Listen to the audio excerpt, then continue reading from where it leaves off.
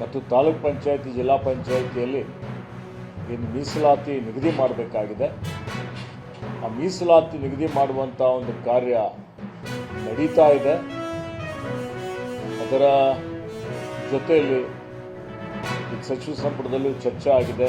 ಮಾನ್ಯ ಮುಖ್ಯಮಂತ್ರಿಗಳು ಎಲ್ಲ ಸಚಿವ ಸಂಪುಟದ ಸದಸ್ಯರು ಶೀಘ್ರದಲ್ಲಿ ಗ್ರಾಮ ಪಂಚಾಯತ್, ತಾಲೂಕ್ ಪಂಚಾಯತ್, ಜಿಲ್ಲಾ ಪಂಚಾಯತ್ ಚುನಾವಣೆ ನಡೆಸುವುದರ ಬಗ್ಗೆ ಬಹಳಷ್ಟು ಆಸಕ್ತಿಯನ್ನು ಹೊಂದಿದ್ದಾರೆ.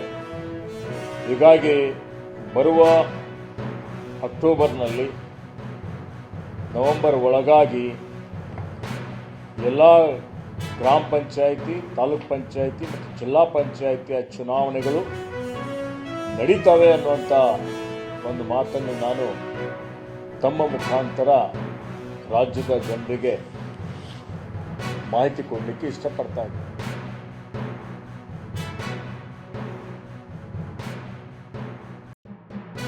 ಕೆಲವೊಂದು ಸಮಸ್ಯೆಗಳಿದ್ದು ನಾವು ಸಭೆಯನ್ನು ಮಾಡಿ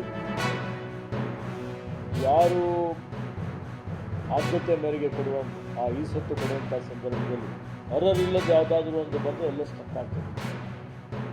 ಅದನ್ನು ತೆಗೆದು ಯಾರು ನೆಕ್ಸ್ಟ್ ಯಾರಿದ್ದಾರೆ ಅಂತವರಿಗೆ ಕೊಡುವಂಥ ವ್ಯವಸ್ಥೆ ಸಾಫ್ಟ್ವೇರಲ್ಲಿ ಮಾಡಬೇಕು ಅಂತ ಹೇಳಿದ್ದೇನೆ. ಹೀಗಾಗಿ ಅದು ಈಗಾಗಲೇ ಈಗ ಮುಂದಿನ ವಾರ ಅಂದರೆ ಸೋಮವಾರದಿಂದ ಅಥವಾ ಮಂಗಳವಾರದಿಂದ ಮುಂದಿನ ವಾರ ಅದು ಆರಂಭ ಆಗ್ತದೆ. ಎ ಖಾತಾ ಕೊಡೋದ್ರಲ್ಲಿ ತೊಂದರೆ ಇಲ್ಲ. ಈ ಬಿ ಖಾತಾ ಕೊಡೋದ್ರಲ್ಲಿ ಮನೆ ಮನೆಗೆ ಸ್ವತ್ತು ಕೊಡಬೇಕು ಅನ್ನುವಂಥದ್ದು ನಮ್ಮ ಉದ್ದೇಶ ಆಗಿದೆ. ಯಾವುದೇ ಹರಾಸ್ಮೆಂಟ್ ಆಗಲಿ, ತೊಂದರೆ ಆಗಲಿ, ಯಾವುದೇ ಇವತ್ತೇನು ಮಧ್ಯವರ್ತಿಗಳ ಹಾವಳಿ ಇರಬಾರ್ದು ಅಂತ ಹೇಳಿ ನಾನು ಸೂಚನೆ ಕೊಟ್ಟು ಇವನ್ನು ಗ್ರಾಮ ಠಾಣಾ ಪ್ರದೇಶದಲ್ಲಿರುವಂಥ ಏನು ಸ್ವತ್ತುಗಳಿದೆ ಅವರಿಗೂ ಸಹಿತ ನಮ್ಮ ಅಧಿಕಾರಿಗಳು ಹೋಗಿ ಅವರಿಗೆ ಎಲ್ಲ ದಾಖಲೆಗಳು ಕೊಡಬೇಕು ಅನ್ನೋಂಥ ಸೂಚನೆಯನ್ನು ಕೊಡ್ತಾ ಇದ್ದಾರೆ.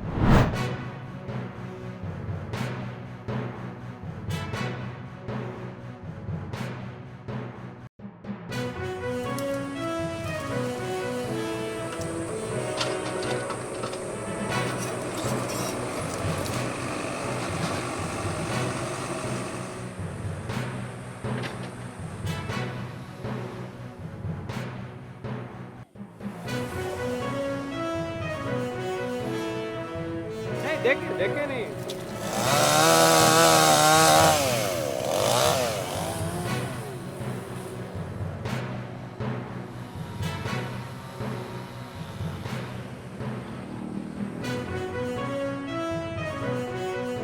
ಮಂಜನ್ ಟ್ರಸ್ಟ್ ಅಂತೇಳಿ ಆ ಸಂಸ್ಥೆ ಕೊಟ್ಟಿದ್ದೀವಿ. ಆ ಮೂಲಕ ಈ ಕಳೆಯನ್ನು ತೆಗೆಯುವಂಥ ಕಾರ್ಯಕ್ರಮ ಆಗ್ತಾ ಇದೆ. ಇದರಿಂದ ಏನಾಗಿದೆ, ಈ ಸಣ್ಣ ಅದನ್ನು ಏನು ಇನ್ವೇಸಿವ್ ಸ್ಪೀಸೀಸ್ ಅಂತ ಅಂದರೆ ಹಬ್ಬುವಂಥ ಕಳೆ ಅಂದಾಗ ಅದರ ಮರದ ಕೆಳಗಡೆ ಯಾವುದೇ ಸ್ವಾಭಾವಿಕವಾಗಿ ಬೆಳೆಯುವಂತಹ ಇಲ್ಲಿ ಈ ಪ್ರದೇಶದಲ್ಲಿ ಇರುವಂತಹ ಯಾವುದೇ ಗಿಡಗಳು ಬರೋದಿಲ್ಲ.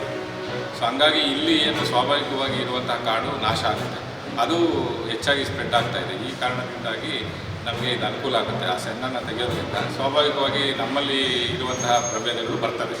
ಸೊ ಹಾಗಾಗಿ ಕಾಡು ಉತ್ತಮ ಮಟ್ಟದಲ್ಲಿ ಕಾಡಿನ ಆರೋಗ್ಯ ಹೆಚ್ಚಾಗಿ ಉತ್ತಮವಾಗಿಬಿಡುತ್ತೆ. ಕಾಡಿನ ಆರೋಗ್ಯ ಹೆಚ್ಚೋದ್ರಿಂದ ವನ್ಯಪ್ರಾಣಿಗಳಿಗೂ ಇದು ಅನುಕೂಲ.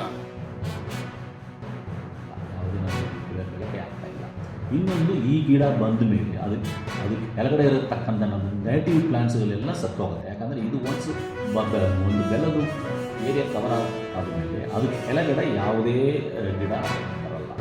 ಇನ್ನೊಂದು, ಇದುವರೆ ಎಲೆ ಆಗಲಿ, ಹೂವಾಗಲಿ, ಕಾಯಾಗಲಿ ಯಾವುದೇ ಪ್ರಾಣಿಗಳು ತಿನ್ನಲ್ಲ. ಹಾಗಾಗಿ ಇದು ಕಂಪ್ಲೀಟ್ಲಿ ವೇಸ್ಟ್ ಪ್ಲಾಂಟ್. ಆಮೇಲೆ ಇದು ಬಂದರೆ ಇನ್ವೇಸಿವ್ ಅಂತೀವಿ. ಇನ್ವೇಸಿವ್ ಅಂದರೆ ಅದು ಬಂದಮೇಲೆ ಬಾಕಿ ಇರತಕ್ಕಂಥ ಎಲ್ಲ ಗಿಡಗಳನ್ನು ಸಾಯಿಸಿ ಇದನ್ನೇ